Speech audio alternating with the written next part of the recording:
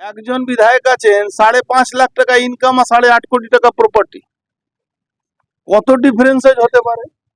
একজন বিধায়ক আছেন পাশে বিধায়ক, তার 5.5 লাখ টাকা উনি নিজের ইনকাম ট্যাক্সে ফাইলে দেখাচ্ছেন ওনার প্রফিট আছে, আর তিনি 8.5 কোটি প্রপার্টি 2 বছরের মধ্যে করেছেন। পাশে বিধায়ক বীজপুরে, জগদ্দলের বিধায়কের তো কথা ছেড়ে দিন, ও তো যখন বেরোবে তখন ফাইলটা মানে ও কি হলুদ ফাইল বের করছিল না, এবার তখন আমি ওই দলের থেকে ওই হলুদ আর কালো ফাইল বের করছিলাম না, এখন বের করব। আপনার নামে কটাক্ষ করে কালকে শ্যামনগর রবীন্দ্র ভবন থেকে যে অর্জুন সিং এর ছিল লাড্ডু কারখানা, তার থেকে এত পয়সার মালিক অর্জুন সিং কি করে? ও জানে না, ওর মায়ের চাকরি আমার বাবা দিয়েছিল। ও জানে না, ওর মায়ের চাকরি আমার বাবা দিয়েছিল। তৃণমূল প্রার্থী পার্থ ভৌমিকের আয়ের উৎস নিয়ে প্রশ্ন বিদায়ী সাংসদ অর্জুন সিং এর। আমাকে দেখাতেই হবে আমার কি সম্পত্তি আছে, আমার বইয়ের কি আছে, আমি সেটা দেখাবো। তার বাইরে কেউ যদি প্রমাণ করতে পারে আমার একটা পয়সা কোথাও আছে, আমি তৎক্ষণাৎ সেখানে দাঁড়িয়ে পদত্যাগ করব।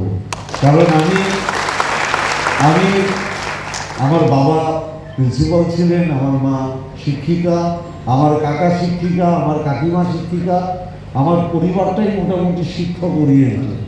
আমি যে শিক্ষাটা ছোটবেলা থেকে পেয়েছি, আমি এটুকু নিশ্চিত জানি যে আমি যদি কোনো রকম অন্যায় কিছু করি তাহলে সেই অন্যায়টা অন্য লোক বলার আগে আমি নিজে স্বীকার করে পদত্যাগ করব। আমি দায়িত্ব নিয়ে বলতে পারি। দেখুন, সম্পত্তি প্রমাণ তো খুঁজার এজেন্সি খুঁজতে পারে বা উনি নিজেই বলতে পারেন। আমার একটাই প্রশ্ন আছে, উনি কি রোজগার করেন নৈহাটি, তারপরে সোদপুর, অত বড় ফ্ল্যাট, ওখান থেকে এসে এখানে শিবু হাজরার বাড়ি জমি, শিবু হাজরা এখানে জমি কিনবে মানে কি কারণ?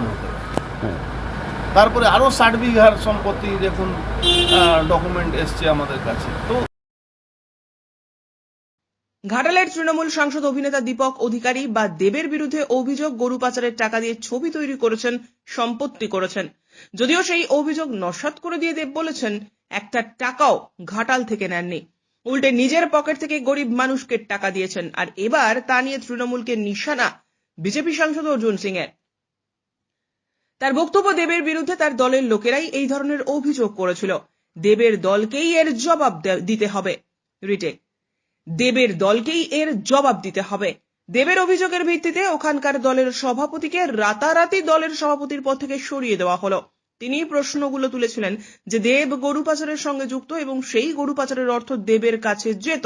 এছাড়াও এনামুলের পয়সা দেবের কোম্পানিতে ঘেটেছিল।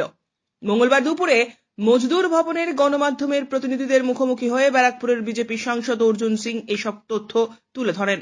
তার অভিমত, সেখানকার তৃণমূল কংগ্রেসের সভাপতি নিজেই বলেছিলেন যে দীপক অধিকারী 30% কমিশন ছাড়া কাজই করেন না। উনি ঘাটাল ঘাটাল বলছেন, কিন্তু ঘাটালে এখন কত শতাংশ কমিশন পাওয়া যায় সে নিয়ে দর কষাকষি চলছে। এরপর সংসদ সদস্য অর্জুন সিং ব্যারাকপুরের তৃণমূল কংগ্রেস প্রার্থী সেচমন্ত্রী পার্থ ভৌমিককে নিয়ে বলতে গিয়ে বলেন, শিবু হাজরা সন্দেশখালী থেকে এসে নৈহাটিতে জমি কিনছে, জমির ব্যবসা করছে, আর সমস্ত দায়িত্ব জ্যোতিপ্রিয় মল্লিক বা বালু এবং পার্থ ভৌমিকের ছিল। বালু মল্লিক বারিকের সঙ্গে হাত মিলিয়ে জেলে চলে গেলেন। আবার শিবু হাজরার যখন তদন্ত চলছে, কোথায় 150 কিলোমিটার দূরে গিয়ে দল ছিল, শেখ শাহজাহান ভদ্রলোক ছিল, কিছু একটা ছিল। ব্যারাকপুর লোকসভা কেন্দ্রের তৃণমূল প্রার্থী পার্থ ভৌমিকের রোজগার বা আয় নিয়ে প্রশ্ন তুললেন ব্যারাকপুরের বর্তমান সাংসদ অর্জুন সিং। তার প্রশ্ন, কি এমন রোজগার আছে তার যে নৈহাটি সোদপুরে এত বড় ফ্ল্যাট?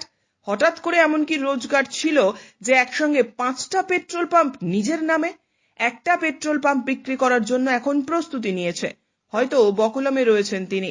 আবার 150 কিলোমিটার দূরে সন্দেশখালী থেকে এসে এখানে শিবু হাজরার বাড়ি, জমি। অর্জুনের প্রশ্ন, শিবু হাজরা এখানে জমি কি কারণে কিনবে?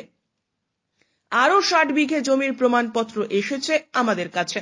আস্তে আস্তে সমস্তটাই তদন্ত হবে, সবকিছু সামনে আসবে। নৈহাটির মানুষ সবকিছুই জানে, ভালো সাজলেই ভালো হওয়া যায় না। অর্জুন বলেন, পার্থ ভৌমিকের সম্পত্তির প্রমাণ খুঁজবে এজেন্সি, অথবা উনি নিজেই বলতে পারেন তার কতটা সম্পত্তি আছে। এরপর সোমনাথ শ্যামকে নিশানা করে অর্জুন বলেন, হলুদ ফাইল বের করেছিল, এবার আমি হলুদ কালো সব বের করব, একটু ধৈর্য ধরুন। দেখুন, সম্পত্তি প্রমাণ তো খুঁজার এজেন্সি খুঁজতে পারে বা উনি নিজে বলতে পারেন।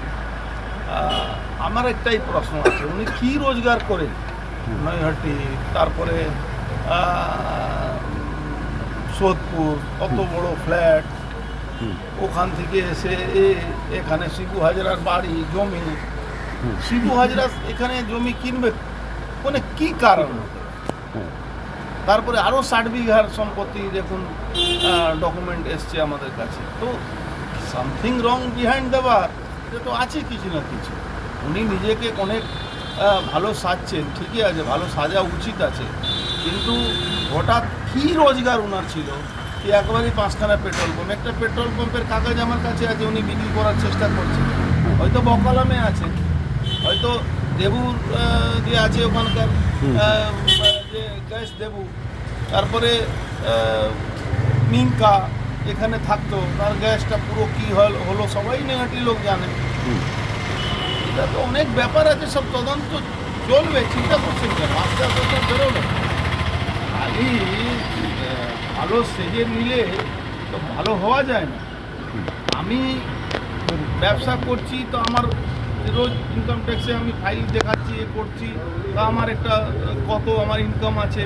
একজন বিধায়ক আছেন 5.5 লাখ টাকা ইনকাম আর 8.5 কোটি টাকা প্রপার্টি, কত ডিফারেন্সেজ হতে পারে? একজন বিধায়ক আছেন, পাশে বিধায়ক, আর 5.5 লাখ টাকা উনি নিজের ইনকাম ট্যাক্সে ফাইলে দেখাচ্ছেন ওনার প্রফিট আছে, আর তিনি 8.5 কোটি প্রপার্টি 2 বছরের মধ্যে করেছেন। কোন বিধায়ক? পাশে বিধায়ক জগদ্দল, বীজপুর। জগদ্দলের বিধায়কের তো কথা ছেড়ে দিন, ও তো যখন বেরোবে তখন ফাইলটা মানে ও কি হলুদ ফাইল বের করছিল না, এবার তখন আমি ওই দলের থেকে ওই হলুদ আর কালো ফাইল বের করছিলাম না, এখন বের করছি। দাদা, আপনার নামে কটক্ষ করে কালকে শ্যামনগর রবীন্দ্র ভবন থেকে যে অর্জুন সিং এর ছিল লাড্ডু কারখানা, তার থেকে এত পয়সার মালিক অর্জুন সিং কি করে? ও জানে না, ওর মায়ের চাকরি আমার বাবা দিয়েছিল। অভিযোগটা করে বিজেপি হয়তো বিরোধী দল আছে, হয়তো অভিযোগ করতে পারে, কিন্তু তৃণমূলের সভাপতি ওখানকার বলেন কি 30% বাদ দিয়ে উনি কোনো কাজ করেন।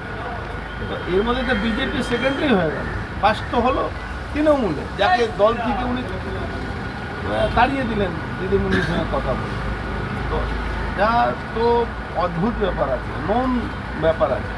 উনি ঘাটাল করছেন, ঘাটাল ডেভেলপমেন্টে একটাই খারাপ যে ওখানে কত পার্সেন্টেজ পাওয়া যায়, এটা ওনার পার্টি বলছে, আমি বলছি না, এটা আমার কোনো বক্তব্য নেই।